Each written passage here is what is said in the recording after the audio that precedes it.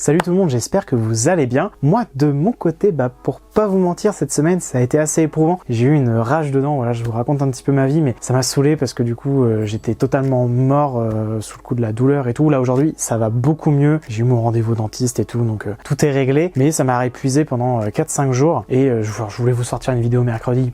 Ça l'a totalement décalé. Le truc, c'est que je vous tease un peu dessus, du coup, c'est une des premières vidéos que j'écris intégralement parce que j'ai envie de tester des choses où je vais parler beaucoup plus vite, tester des trucs dynamiques et tout. J'ai envie de tester des choses un peu différentes. J'ai envie de séparer des formats peut-être plus posés comme celle-ci, les news achats et les lectures du mois, et faire d'autres vidéos qui seraient aussi beaucoup plus dynamiques. Enfin voilà, j'ai envie de tester des choses. Mais bon, voilà, je vous raconte vite fait un petit peu ma vie là-dessus, mais là, on est quand même ici pour se retrouver en librairie au Bazar du Bizarre de Rouen. Toujours pareil, en description, il y a les liens, je le rappelle, parce que de temps en temps, on me redemande dans les messages, mais n'hésitez pas à aller dans la description, il y a tout plein de petites informations qui sont toujours planquées, donc on s'y retrouve tout de suite. Ok, donc nous voilà, donc d'abord je voulais vous montrer Jujutsu Kaisen en masse, Demon Slayer en masse, et ici, j'avais envie de vous montrer quand même qu'il y avait du coup pas mal de tomes un peu spécifiques, donc beaucoup de lézards noirs qui sont rentrés dans la librairie, et vu qu'il y a quelques petites choses sympathiques chez eux quand même, ça fait plaisir d'en voir. Et puis après d'autres petites choses, voilà, des mangas très particuliers qui sont de ce côté-là et qui peuvent faire plaisir à tout le monde. Toujours des mangas qu'on va avoir déjà vu de ce côté-là, normalement en tout cas. Donc excusez-moi, je galère un petit peu à filmer, il y a du monde autour, donc je fais au mieux. Alors on a quand même le Blue Giant, Suprême, le tome 3 qui est ici. Donc ça je sais qu'il y a pas mal de gens qui suivent cette série et moi j'aimerais beaucoup m'y mettre aussi. De ce côté là on a aussi le Dogs 9 2021, il n'y a pas de jaquette pour public averti, pas de jaquette, Panini, franchement les reprises il foire un peu. Le tome 16 des enfants de la baleine, je suis vraiment à la bourre, je suis au tome 8, faut vraiment que je m'y remette, en plus c'est très très cool. Alors, on a le Real Account, le tome 21, franchement au début quand j'avais lu le Real Account, je pensais pas du tout que c'était une série qui irait aussi loin. 21 volumes, franchement c'est très très cool de voir qu'une série comme ça peut se démarquer, et il faudrait que du coup je prenne le temps quand même de reprendre. Ici on a de l'autre côté de l'horizon, c'est du Moonlight, donc c'est Delcourt Tonkan, normalement je crois que c'est censé être que des séries courtes, avec des thèmes plus particulier, et je vous avoue que c'est une collection qui m'intéresse, et d'ailleurs la jaquette est brillante, elle est très sympa. Ensuite nous avons forcément Yawara, le tome 3 chez Kana, et ça c'est un indispensable pour moi, hein, du Urasawa avec toujours les pages couleurs là, qui sont superbes. Et on a Yawara en maillot de bain, pourquoi pas. Dit un peu à retardement, mais c'est parce que j'ai bugué un petit peu sur cette vue. Alors, qu'est-ce qu'on va avoir d'autre sur le côté? Là, on a le Burn the Witch, qui est par l'auteur de Bleach, où l'animé d'ailleurs était sorti, il y avait 3 épisodes, je crois, je l'avais vu d'ailleurs. C'était plutôt sympa, moi j'aime bien des combats de dragons. Je trouve ça très sympa, donc je vais voir ce que ça donne en dessin, et pour l'instant ce que je vois ça rend très cool, et la jaquette est plutôt bien avec ce côté 3D relief très sympa. On a quand même pas mal de sorties encore, hein. Il y a Dr Stone, le tome 14 qui continue tranquillement toujours dans l'avènement du pays de la science. Il faut qu'il gagne forcément, on va voir ce que ça va donner. On a Boruto, le tome 11 qui continue ça aussi, avec l'auteur d'origine de Naruto qui reprend l'écriture sur les prochains volumes. On va voir aussi ce que ça va donner, peut-être que ça va me redonner envie de lire. Qu'est-ce qu'on va avoir d'autre? On va avoir... Ah, on a un one-shot qu'on va montrer. Donc, Grand Crest War, Record of Grand Crest War. Donc là, c'est un one-shot chez Pika Édition. Et bon, voilà. Bon, directement, ça nous met dans l'ambiance de ce que va nous donner le manga. Donc, un peu d'ecchi, avec un personnage un peu sadique visiblement. Black Clover, le tome 26. Oui, alors ça je dis oui. Je dis oui il y a des belles scènes, visiblement ça va être très très cool. Valkyrie Apocalypse, tome 7. Ça je ne connais pas pour le coup, et je n'en avais même jamais entendu parler. Et c'est cool de voir à chaque fois des mangas que je ne connais pas qui vont apparaître là. Ukiolder, ok, d'accord. Donc ça pareil, c'est un manga qui est au tome 23, et pourtant je ne connais pas. On a Ajin, le tome 16. D'ailleurs, ça se termine au tome 17, Ajin, et c'est très cool. Donc, on va voir ce que ça va donner aussi sur cet avant-dernier tome. Golden Kamuy qui continue aussi, donc ça pareil, j'ai des bons retours quand même sur cette série. Ça fait un moment qu'elle existe et il faudrait que peut-être que je commence aussi cette série un jour, comme beaucoup d'autres séries, vous me direz, hein, j'arrive pas à faire de choix, c'est horrible. Ici on va avoir Golden Ship, le tome 3. J'ai toujours pas lu le tome 1 pour ne rien vous cacher, parce que j'attends que ma copine me le lise avant de le lire. Donc ça c'est, vu que c'est elle qui l'a acheté, j'attends toujours dans ce sens-là et je pense que j'en ai pour un petit moment de le lire. Tome 6 de Persona 5. J'ai un ami qui adore cette série. Moi je trouve que toutes les séries de... Parce que Persona 5 de mémoire en plus c'est vraiment fait par eux, si je dis pas de bêtises c'est dans Square Enix et au Japon, et ils ont tous le même dessin je trouve. Le prix du reste de ma vie, c'est un manga qui m'avait attiré en plus et je l'ai pas commencé. J'ai dû faire un choix à un moment je pense, et toujours pareil, la Moonlight Collection, et franchement il y a des mangas qui sont très cool. Cigarette and Cherry qui marche bien visiblement vu que c'est le tome 4 et qu'il n'en reste qu'un. D'ailleurs c'est moi qui ai pris l'avant-dernier tome, et voilà, comme ça vous avez un petit spoil. Et ça c'est une série qui est très cool, hein. Chez Life Kana, très sympa. Qu'est-ce qu'on va avoir de ce côté-là? Voilà, on a le Magic Knight de chez Clamp, le tome 2, c'est en 6 tomes. C'est vraiment très cool, j'adore les jaquettes, comment elles ont été refaites. Et en vrai, le dessin, ce petit côté rétro Clamp, moi c'est vraiment très très classe, j'aime beaucoup.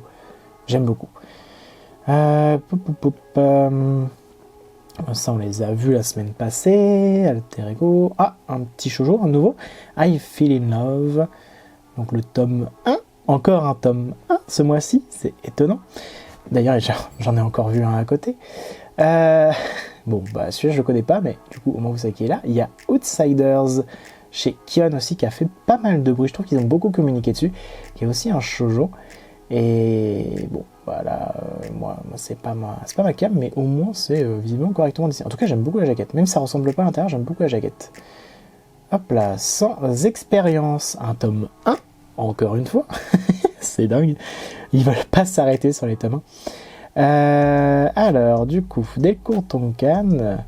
Et oui, je me souviens, parce que le dessin à l'extérieur, voilà, on ressemblait pas à celui de l'intérieur de mémoire. C'était beaucoup plus gras. Enfin, je trouve que c'était très gras, les contours. Les contours étaient très gras. Ça rend pas du tout le dessin moche, hein, pas du tout. C'est juste que c'est une impression qui m'a été faite. Et encore un tome 1 avec Carol N. Tuesday. Ok. Qui est du coup un Yuri musical. Je sais pas trop si c'est ça ou pas. En tout cas, c'est deux filles qui veulent faire de la musique. Il y a animé Netflix, ouais, il y a la petite pub. Et je sais que c'est un manga qui m'attire un petit peu. Et je suis pas sûr de me laisser tenter parce que beaucoup de mangas cette semaine. De ce que je vois et de ce que j'ai vu. Toujours pareil, sur le côté, les petits mangas qui ont bien plu. Hein, donc Blue Period est là. Cool. Sido aussi. Et de l'autre côté, on a aussi Sky High Survival Next Level. Donc on a le dernier tome de Sky High Survival qui est mis là. Et on a aussi du coup le spin-off. Le tome 1. D'ailleurs Sky High Survival, oui, qui va aussi avoir une adaptation live sur Netflix. Ce que j'ai vu. À la limite, c'est un manga qui peut effectivement se faire adapter.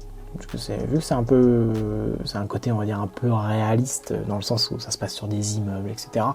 Ça doit être adaptable. On va voir ce que ça peut donner, même si les lives j'ai toujours de gros doutes là-dessus. On fait un petit tour rapide au cas où il y a quelque chose que j'ai loupé ou que vous voudriez revoir ou que peut-être juste vous n'aviez pas vu les semaines précédentes et que vous voulez voir qu'est sorti. Donc comme d'hab, hein, le petit tour de table de fin de vidéo vlog, et on va se retrouver du coup chez moi. À tout de suite. Et nous voilà de retour chez moi. Et du coup, les nouveautés de la semaine, il y en avait encore beaucoup. J'ai réussi à me restreindre sur un seul tome, à savoir Burn the Witch. Voilà, celui-là, il y a pas mal de monde qui l'attendait. Alors, j'étais persuadé de moi, j'étais sûr de moi. Quand je suis passé à la caisse, je pensais vraiment que ça allait être un one-shot. Mais non, c'est un tome 1. Bon, ok, il n'y a pas de souci particulier. Donc on se retrouve dans l'univers de Bleach. Forcément, vu que c'est dans le même univers, ça a été dit. Moi, j'ai vu l'animé.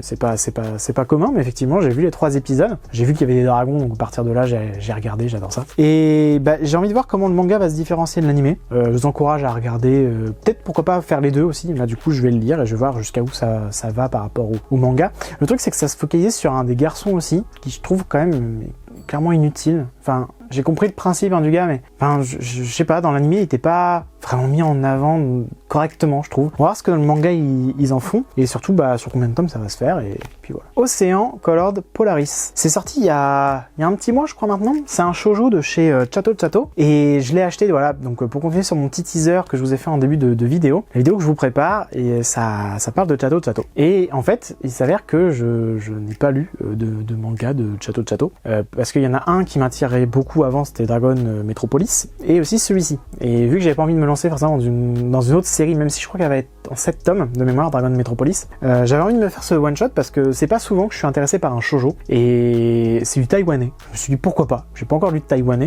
et habituellement quand je vois du taïwanais ça m'inspire pas des masses, donc je vais tester celui-là et puis je vous dirai ce que j'en pense à ce moment-là. Là c'était vraiment dans les tomes 1 one shot. Maintenant on va regarder un petit peu sur quelle série je continue. Tout d'abord, de toute façon vous l'avez bien vu, hein, j'étais totalement excité quand je l'ai vu, le Magic Knight de Clamp, toujours là, toujours présent, hein, tome 2, donc je vais le lire, c'est une série qui est en 6 tomes, très RPG, hein, comme je vous l'avais dit, je vous en parlerai en lecture du mois. C'est très très stylé, il y a vraiment des planches très très cool. Je vous dis ça sans vous montrer, mais je vais vous la montrer, tant pis. Black Clover, le tome 26, j'ai hâte de lire celui-là, et puis pareil, je vous dirai un petit peu ce que j'en pense, et je sais que ça va être fantastique. Au vu de ce que le tome 25 proposait, le tome 26 devrait être tout aussi génial. Le tome 14 de Dr. Stone, on va voir aussi comment ça avance, hein, sachant que je sais qu'il y a plus de tomes que ce que je pensais en termes de finalité. Faut voir comment continue celui-ci en fait.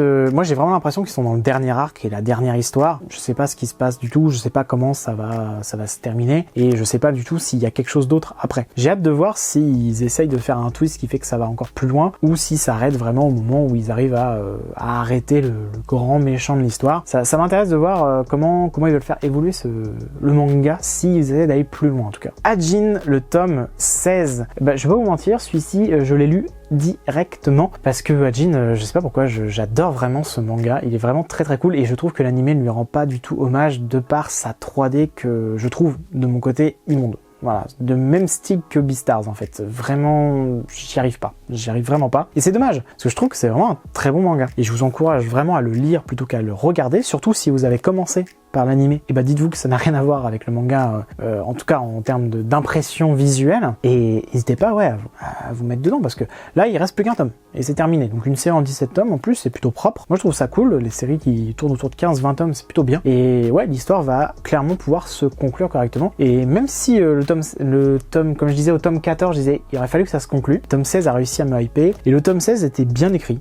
Donc en fait, tout va bien pour l'instant, et du coup je suis content que le tome 17 soit du coup une conclusion, parce que ça veut dire que ça va quand même bien se conclure, et ça c'est cool. Aria, le tome 6, voilà, la réédition, la grosse réédition, hein, qui est magnifique en termes de qualité. Moi j'ai toujours envie de vous proposer cette petite page au début, que je trouve toujours magnifique en termes d'effort.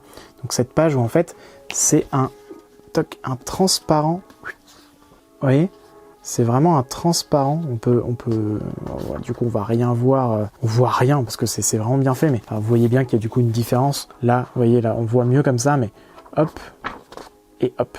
Voilà. Je trouve toujours ce petit détail, cette petite feuille de calque qui, je suis sûr, leur coûte super cher et fait aussi un peu le manga. Enfin, ça, c'est vraiment ma bouffère d'air frais. Je sais que quand je lirai, ça sera peut-être que dans un mois, dans 2 mois, mais je sais que je le lis qu'au moment où j'ai besoin de m'échapper dans autre chose et de me détendre, d'être posé. Je sais que c'est le manga parfait pour ça. Très chill. J'espère qu'on aura des informations sur le roi des chats. Bon.